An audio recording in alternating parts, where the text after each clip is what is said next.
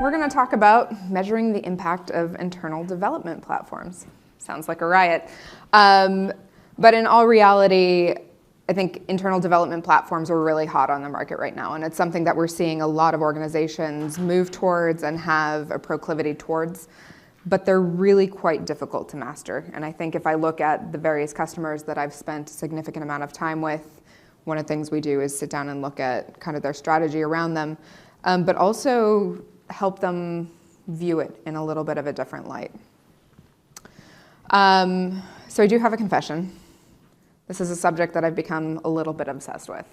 And I know it's not normal, but again, I'm a field CTO, and for whatever reason, they pay me to think about things like this and spend time figuring out what a strategy might be for this. And so when I first started looking into IDPs, I was like, okay, well, you know, that makes sense. But why are we doing it? And I think it all boils down to abstraction.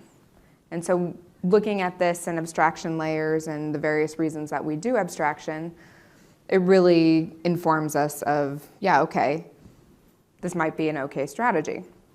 So I wasn't always a field CTO. In fact, I haven't been a field CTO for very long in terms of the totality of my career. And I used to run DevOps teams for large-scale and regulated entities. So I spent a lot of time in the financial services. I've also spent time with centralized government. And one thing that we always struggled to do was scale these environments. It was really challenging with the organizational overhead to be able to get anywhere, really.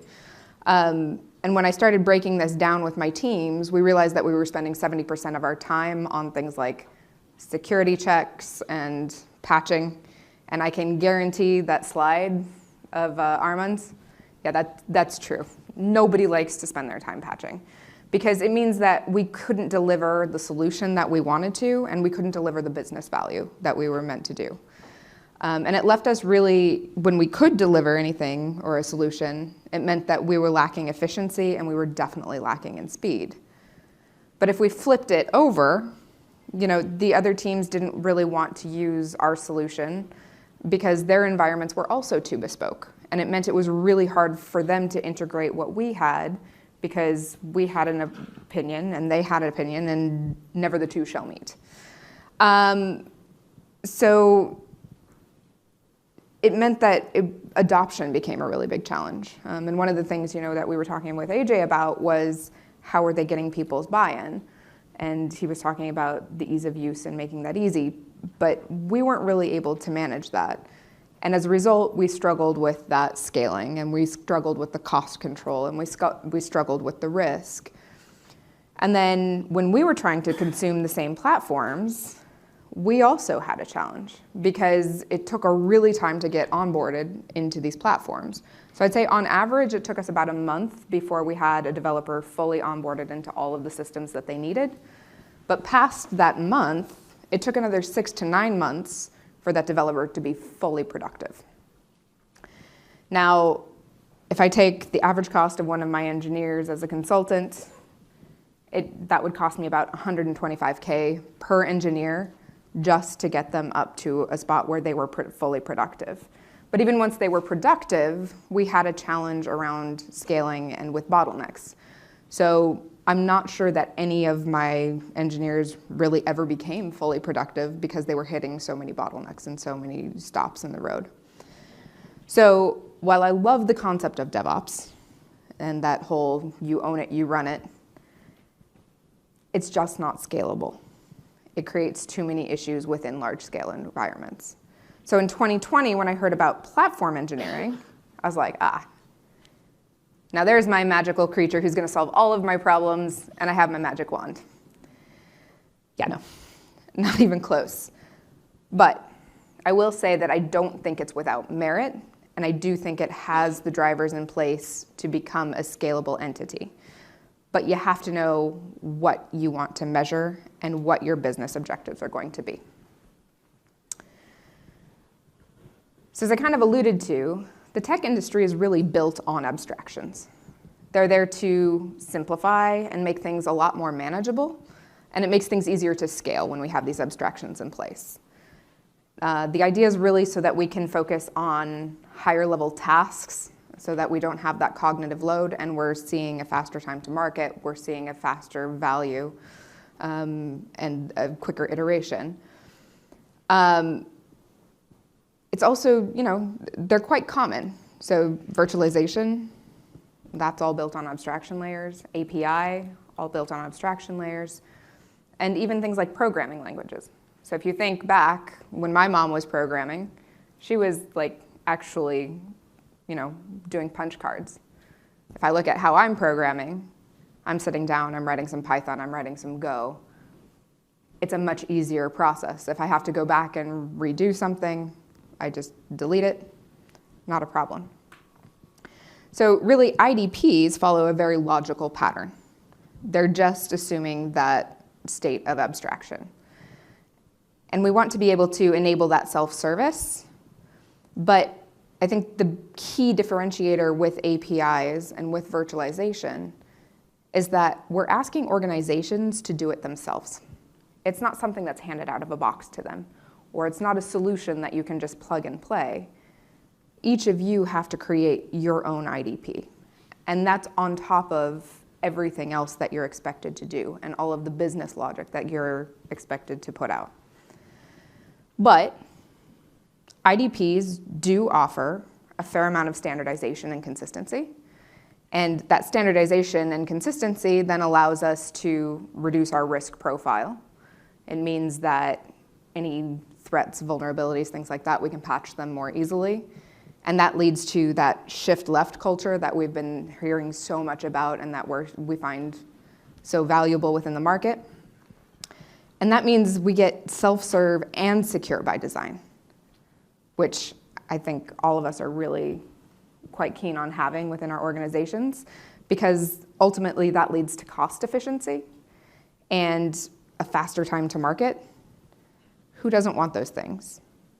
And it also allows us to kind of scale without unique processes. Everything is homogeneous across the board, which leads us back to that standardization and consistency. So I have a question for you. How am I doing for buzzword bingo? No, I'm joking to a certain extent. All of these things have value and they have merit. But the question is, what do they mean to you? And what do they mean to your organizations to be able to move things? So what I want to do today is I want to unpack the why of the IDP. And I also want to unpack a little bit of the how. How can you make sure that you're getting your bang for your buck within your organizations? So I have a second confession. I'm a little bit of a chronic learner. And that means I am always going to school. And I'm currently doing a program on the other side of the river here. And one of the things that they started speaking to us about was this thing called a figure of merit. Now, honestly, I had never heard of a figure of merit before, and I didn't quite understand what it was or what it should lead to. Now, if we move to an OKR, pretty clear, right? We know that it measures an organizational goal. A good OKR should be quantitative, but there are times when they need to be qualitative because they are helping us with our organization. And sometimes that is based off of sentiment and how people and devs look at the state of affairs. Now, a figure of merit, on the other hand, is something that is only quantitative. Its goal is to measure specific outputs and technology outputs, but those outputs should be tied directly to your business outcomes. So what we're trying to do in this specific case is to really ensure data-driven optimization so that there's no arguing with, what are you actually trying to do? Are you achieving what you're trying to achieve? So to give you an example, I'm going to step away from the technology side of things, and I want you to think about an airplane. So say I have a new fleet of airplanes, and I want to release them by 2030, but I want them to go 5% further with 10% less fuel. Those are quantitative measures. I know exactly if I'm hitting my targets or not.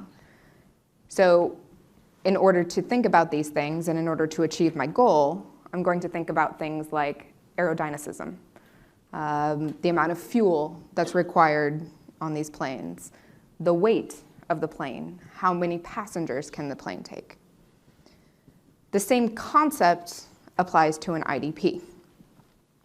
So what we're going to do with an IDP is, well, arguably, we want to do two things. One is making sure that we have service interoperability. We need to make sure that things communicate well between each other, especially if we have different teams creating different types of services. And the other thing is we want to look at resource efficiency. How are we treating these resources, and how are we gaining benefit and value from all of these things? Now, like I said, I believe that all IDPs should be measuring service interoperability. You might start easy. I think it's easy to say, this is what I want in all of my ideal state, but the question is, do you have the skills and the tools in-house currently to be able to measure these things? So maybe you just start with API measurements. I'm going to check the API rate. How many successful API calls have I had versus total API calls? It's quantitative. It's something that's easy to see. I can measure it relatively easily across my entire estate, and that's going to give me an idea of how all of these things work together and in harmony. Now, as I start moving into that standardization or even that scaling phase that Susan talked about this morning, I'm going to start looking at maybe data consistency. Through these API calls, has my data remained consistent? Again, something that we can measure quite easily, and we have the metrics to be able to do. But it requires a little bit more finesse, and it's a little bit more difficult to do. So it's not something you're going to start out doing from day one. Resource efficiency, on the other hand, it's much more nuanced. And I would think, well, I don't think, I do think, that it's much more tied to the outcome of your actual business and what your actual business priorities are. And these may not be set by the IT department, right? This could be set by the CEO, the CFO, but it's really important that as an IDP, you're informing your strategy based off of the global business strategy. Now, when we look at infrastructure cloud, we say there's cost, risk, and speed that are the primary concerns of most businesses. And I think that's absolutely dead on. If you look towards AWS, sometimes when they start getting a little bit more mature, we start getting a little bit more nuanced in terms of what are these cost, risk, and speed that we're looking at. When I talk to customers in the gaming and the retail sector, frequently they're most concerned with things like performance efficiency or cost optimization. So in these particular cases, maybe we want to look at the cost efficiency per workload. Now, on the other hand, the financial sector or public services, security and risk management become really important. So in that case, maybe we need to be looking at resource allocation and making sure that the resource allocation is accurate. As ESG becomes more of a forethought and something that is driving businesses, sustainability. So maybe there we need to start looking at energy efficiency. But all of these things, they're relatively easy to manage and they're highly quantitative.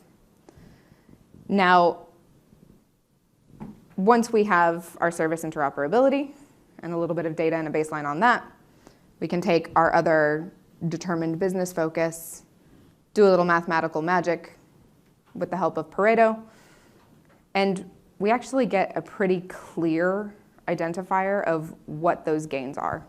And we can make sure that we have the focus of our gains. Now, when we get it right, this is what happens. Oh, can I go back one, please?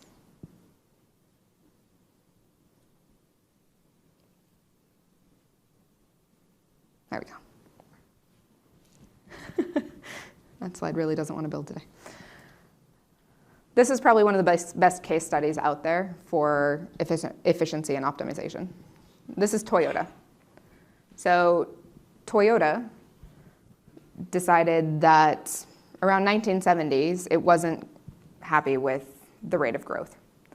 And so they decided that they wanted to increase their operational efficiency and they wanted to reduce waste. Two things that are very, very measurable. So what they did is that's really all that they focused on for that initial time period up until about 1990. Now what we can see there is they had a 5x growth rate at that point in time, simply by making things more efficient, by reducing their waste, and just becoming as lean as humanly possible.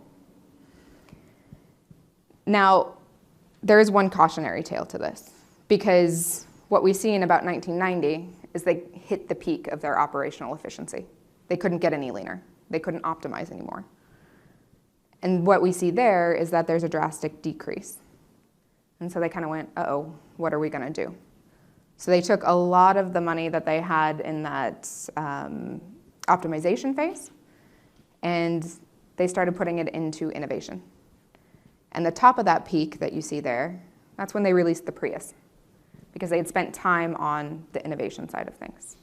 So it was really a dual-sided coin that they spent time to make sure that, you know, they were driving their business priorities. Now, it's not an IDP. I know that. It's not even fully digital. But they had a similar goal. And that similar goal was to ensure that interoperability and to make sure that there was cost efficiency in place. So how do you do this? Because it's really nice to be like, oh, yeah, Toyota did it, so why can't you? I think it boils down to 5 steps. But we're going to start with step 0. And step 0 is to be very clear and very deliberate about what you're trying to achieve. If you try to achieve too many things at once, you're going to water down your strategy, and that strategy then just doesn't really work because you're trying to go in too many directions at the same time. So you're not going to see the incremental gains that you would hope to see otherwise. So once we've decided what we're targeting on, and we've established that, we want to start establishing baselines. We just want to see where we stand. Measure what you can measure, do what you can with what you have. Now, I have a daughter, and at school she had to do the Cooper test. So she had to run 12 minutes and do as many laps as humanly possible. She came home from school that day and she was completely deflated.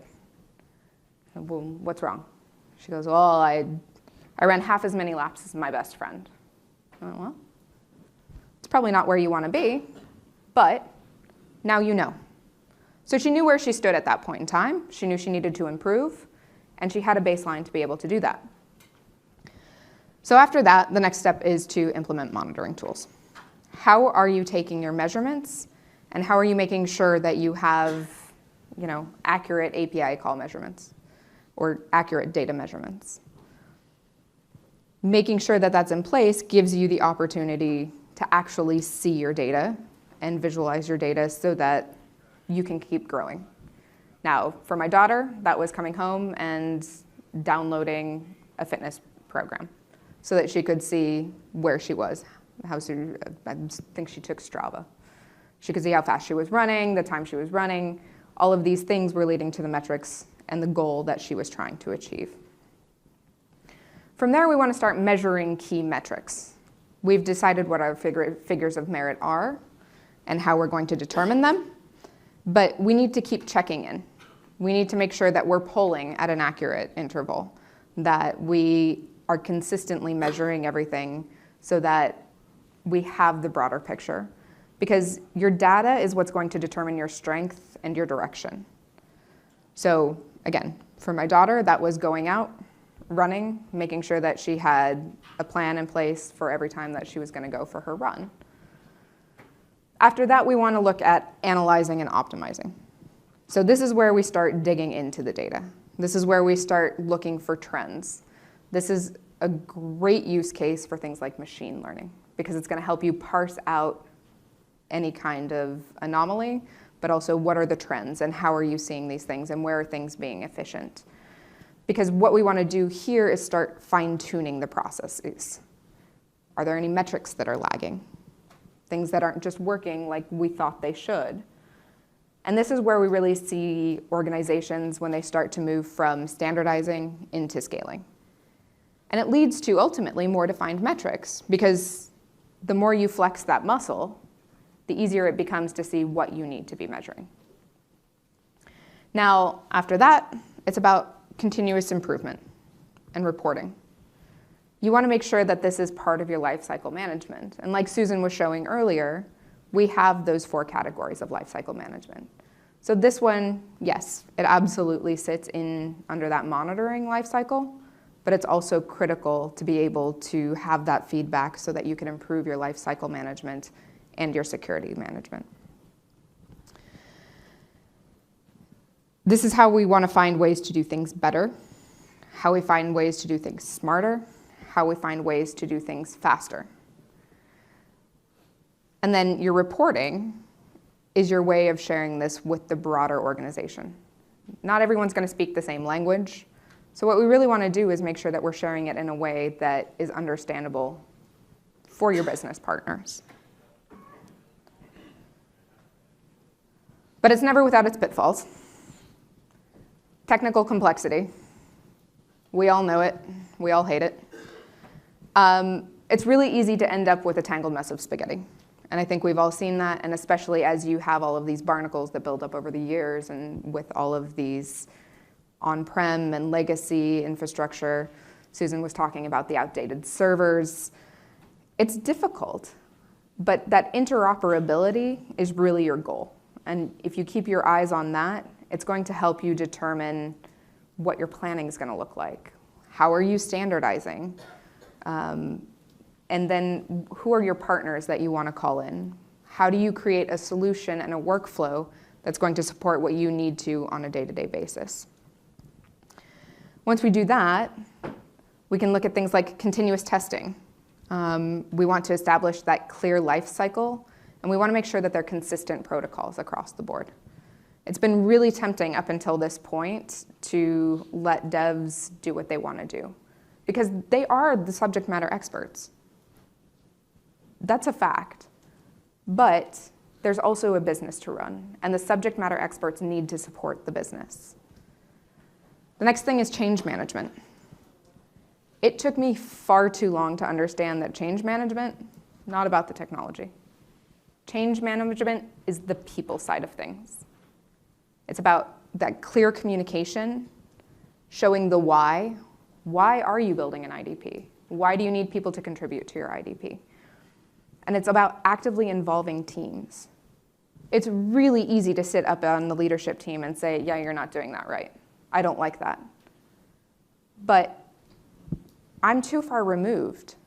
I'm not part of the SME team anymore. I don't know the latest protocols that are on the market. I don't necessarily know the latest tools that are on the market. I need to rely on my team to do that. And I need my team involved and bought into that why to be able to do that. You're building a product. It's an internal product, but it is a product. Making sure you have those fast feedback loops, that you're training people, you're celebrating quick wins. That is the cheapest form of keeping people happy and engaged that you can have. It's amazing how far a thank you will go. It's amazing how far celebrating those wins will go. But it's not just about the build. It's also about wanting people to use it. People have to need to want to use these tools. And then the last thing is scalability and security. So frequently we say one or the other.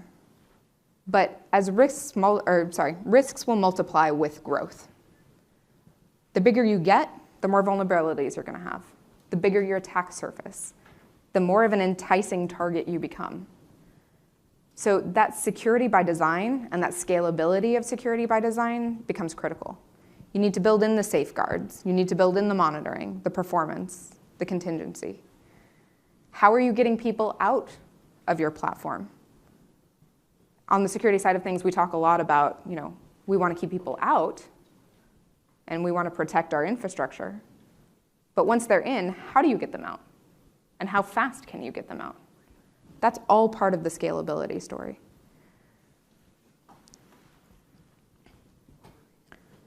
So I'm going to wrap this up, but IDP measurement is absolutely critical for operational efficiency and your success. These things are highly complex. They're not only technical, but they're also social. So there's that organizational component that comes into play, and they're really difficult to get right. I think as an industry, we've done ourselves a great disservice by making each individual organization have to engineer these on their own so that they fit the organizational propensities of their organizations. But it can be done. I've seen it done. But you really need to focus on what you're doing, and that focus is essential. Know what your desired outcome is, and let the business outcomes drive that strategy so that you can achieve that level of success. Interoperability should be non-negotiable. You need to make sure that these services are speaking together, but there is a prioritization when it comes to your resource efficiency, and that should be driven by the business. Make sure you're establishing those figures of merit. And for those of you who it's the first time you're hearing about figures of merit, look into them a little bit more. There's a professor called Olivier Dovec, and he's written a whole book on road mapping. But it's essentially, how do you determine what a figure of merit is, and how do you set a figure of merit for your organization? That's going to determine what's working and what isn't. And what that's going to allow you to do is really articulate that value to your organization. It's really hard to argue with 5x growth. It's hard to argue with 5% compounding growth. And what that's going to allow you to do on top of that is add a financial model. So now I can give you a monetary value for what I'm bringing to your organization and what you're going to achieve with an IDP. When I do that, I can start reallocating resources. And I can start reallocating resources to that more innovative side, to the fun stuff, to the stuff that's going to bring value to the business, to the problem-solving side of things. And that's going to allow you to continue that growth path, because at a certain point, you're going to optimize everything, and you won't be able to really optimize much more. And as you go, continuous improvement. It's about iteration, just like any other product that we're building. And as the platform scales, remember that it is a product, even though it is for internal use. Iteration is just going to allow you to have a better product. It's going to allow you to have a faster feedback loop, and it's going to allow you to measure things more accurately over time. So, thank you very much for sitting through metrics after lunch. I do appreciate it.